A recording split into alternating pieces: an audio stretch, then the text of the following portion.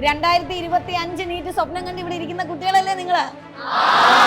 ഇന്നേ ഞാൻ ക്ലാസ് എടുക്കാനല്ല വന്നത്, നിങ്ങൾക്കൊരു വലിയ സർപ്രൈസുമായിട്ടാണ് ഞാൻ വന്നത്. എന്താ സർപ്രൈസ് എന്ന് അറിയാവോ? പക്ഷേ ആ സർപ്രൈസ് എന്ന് പറയുന്നത് മലയാളികളുടെ അത്ഭുതമാണ്.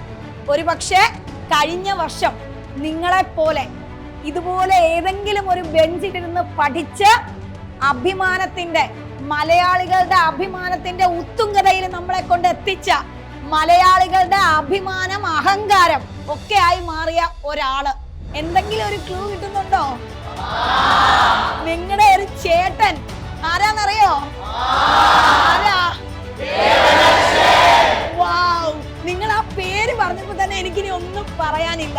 ദേ നിങ്ങളെപ്പോലെ ഈ ബെഞ്ചിൽ എവിടെയോ ഇരുന്ന് പഠിച്ച് 720 മാർക്കും കരസ്ഥമാക്കി.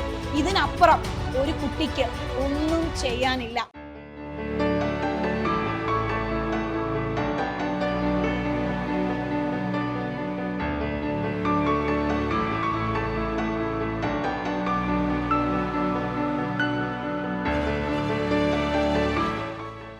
നമുക്കൊന്ന് വിളിക്കാല്ലേ? ഇനി ഞാൻ വലിയ ഇൻട്രോ ഒന്നും പറയുന്നില്ല, കാരണം ദേവദർശനെ കാണാനിരിക്കുന്ന ഇപ്പൊ നിങ്ങളുടെ എല്ലാ മുഖം എനിക്ക് കാണാം.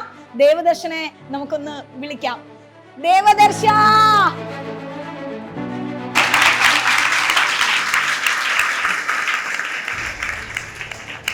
ദേ കഴിഞ്ഞ വർഷം നിങ്ങളെപ്പോലെ ടെൻഷൻ അടിച്ച് എന്താകും എന്ന് ആലോചിച്ച് ക്ലാസ്സിലൊക്കെ ഉറക്കം വന്നിട്ടും ആ ഉറക്കത്തിനെയൊക്കെ ഓവർകം ചെയ്ത് ഇടയ്ക്കൊന്ന് ഡിസ്ട്രാക്ട് ആകണം എന്നൊക്കെ തോന്നിയപ്പോൾ പോലും ആ ഡിസ്ട്രാക്ഷൻ അവോയ്ഡ് ചെയ്ത് ഇടയ്ക്ക് അയ്യോ പഠിക്കണോ വേണ്ടേന്ന് ആലോചിച്ചപ്പോൾ പോലും ഇല്ല പഠിക്കണമെന്ന് തീരുമാനിച്ച് കൃത്യമായ ലക്ഷ്യബോധത്തോടെ നടന്ന് ഇനി ഒരാൾക്ക് പോലും ദേവദർശന്റെ ഈ റെക്കോർഡ് മറികടക്കാൻ പറ്റില്ല.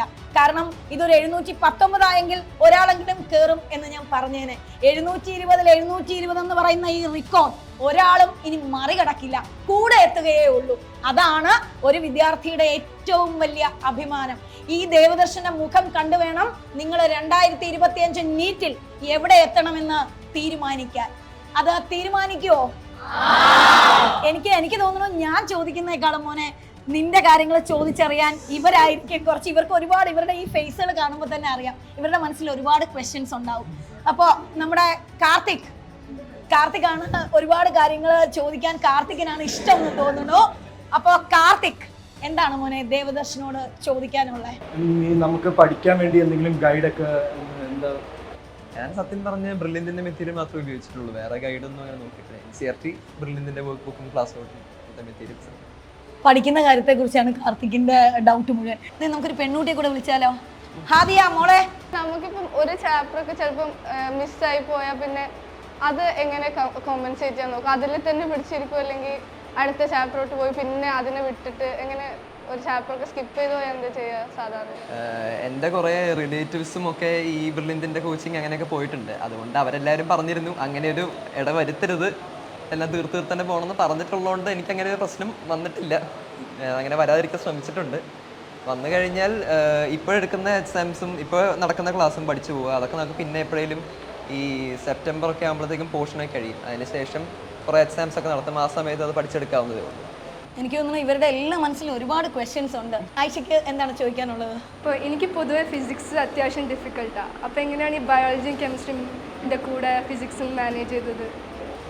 ഫിസിക്സിന് അധികം ക്ലാസ്സിലെടുക്കാൻ നല്ലപോലെ ശ്രദ്ധിക്കും. അപ്പോൾ ഡൗട്ട്സ് ഒക്കെ ഉണ്ടെങ്കിൽ അപ്പോൾ തന്നെ ക്ലിയർ ചെയ്യണം. പിന്നെ തിരിച്ച് വന്നിട്ട് എൻ്റെ ക്വസ്റ്റ്യൻസ് ഒക്കെ ചെയ്ത് നോക്കും. അങ്ങനെ എന്തെങ്കിലും ഡൗട്ട് തോന്നിയാൽ വീണ്ടും സാറിനോട് ചോദിക്കും. അങ്ങനെ സമയമെടുക്കും, ഫിസിക്സിന് സമയമെടുക്കും. ബാക്കി രണ്ടും നമ്മൾ മനസ്സിലാക്കി വായിച്ച് പഠിക്കും. എനിക്ക് തോന്നുന്നു മോനെ ഇവരുടെ ക്ലാസ്സിൻ്റെ പ്രതിനിധികളായിട്ടാണ് 3 പേരും സംസാരിച്ചതെങ്കിലും ഈ സമയത്ത്, കഴിഞ്ഞ വർഷം ഈ സമയത്ത് മോൻ ഇതുപോലെ ഒരു ബെഞ്ചിലിരുന്ന് ഞങ്ങളൊക്കെ കേട്ടതാണ്. ആ സമയത്ത് മോൻ്റെ മനസ്സിൽ ഒരുപാട് ക്വസ്റ്റ്യൻസ് ഉണ്ടായിരിക്കും അല്ലേ? പരീക്ഷയെക്കുറിച്ചും ഇനി എങ്ങനെയാണ് മുന്നോട്ട് പോകേണ്ടതെന്നെ കുറിച്ചും, ഓരോ പരീക്ഷ വരുമ്പോൾ ഞാൻ എന്താണ് ചെയ്യേണ്ടത്. കാരണം ഈ ഒരു സമയം എന്ന് പറഞ്ഞാൽ ഇനി ഒരു 2, 3, 4, 5, 6 മാസം ആ സമയത്ത് ഉണ്ടായിരുന്നിരിക്കണം.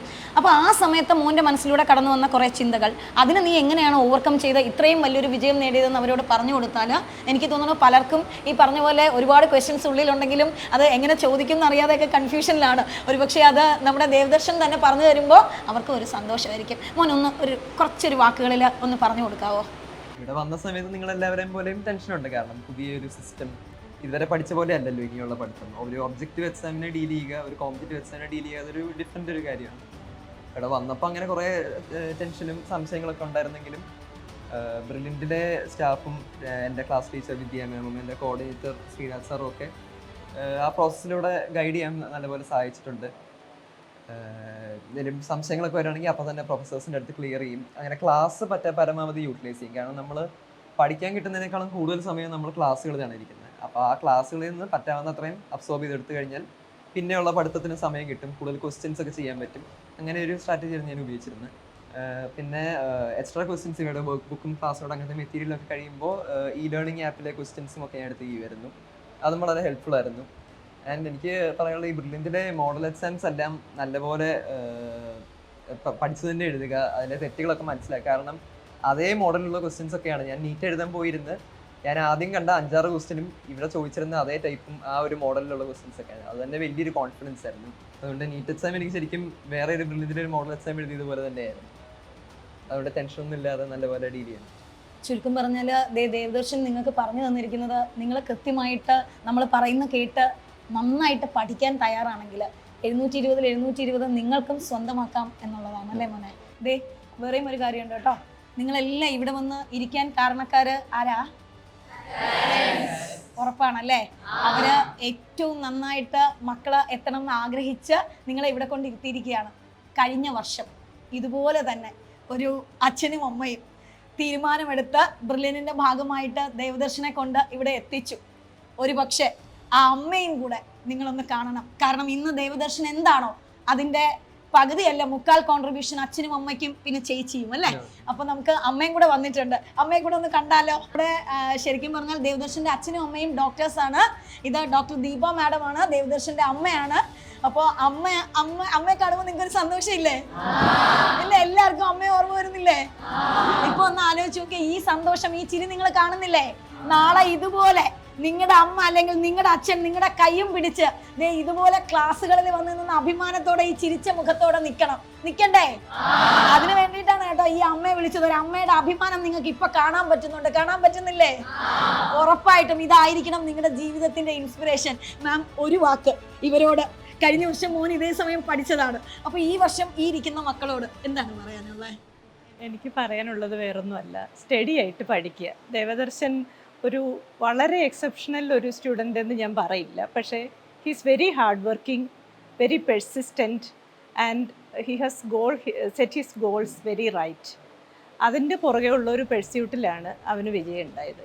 അല്ലാതെ 100% എപ്പോഴും ബുക്ക് നോക്കിയിരിക്കുന്ന ഒരു പുസ്തക പുഴുവോ അങ്ങനെയൊന്നും അല്ല. നിങ്ങളെപ്പോലെ തന്നെ കളിക്കാനും ചിരിക്കാനും ഡാൻസ് ചെയ്യാനും ഗിറ്റാർ വായിക്കാനും ഒക്കെ സന്തോഷമുള്ള, ഫുട്ബോളൊക്കെ കളിക്കുന്ന ഒരു സാധാരണ കുട്ടിയാണ്. പക്ഷേ ഹാർഡ് വർക്ക് ചെയ്യേണ്ട സമയത്ത് വളരെ നന്നായി ചെയ്തു. അത് 100% അർപ്പണ ബുദ്ധിയോടെ അച്ചടക്കത്തോടെ ചെയ്തു എന്നുള്ള ഒരു മെറിറ്റ് മാത്രമേ ഉള്ളൂ. അപ്പോൾ anyone can achieve this height. നിങ്ങൾക്കും പറ്റും. നന്നായി പഠിച്ചു.